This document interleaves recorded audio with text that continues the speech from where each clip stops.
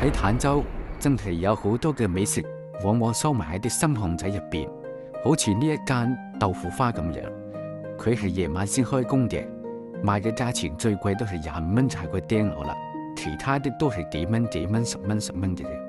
佢啲糖水甜品咧，全部都係比較傳統少少，就冇嗰啲咩芋圓啊嗰啲咁嘅嘢嘅，全部都係綠豆沙、紅豆沙之類芝麻糊啊嗰啲咁嘅嘢。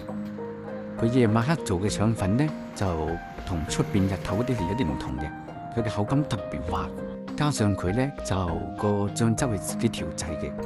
豆腐花係佢最有名嘅，呢啲豆腐花呢，就滑捋捋，跟住然後就夠晒豆香味。你睇下，真係好似一張水床咁樣，瞓下瞓下瞓下咁樣啊！呢碗咁嘅豆腐花先至15蚊雞，你話佢有冇錢賺呢？我就真係唔知道啦。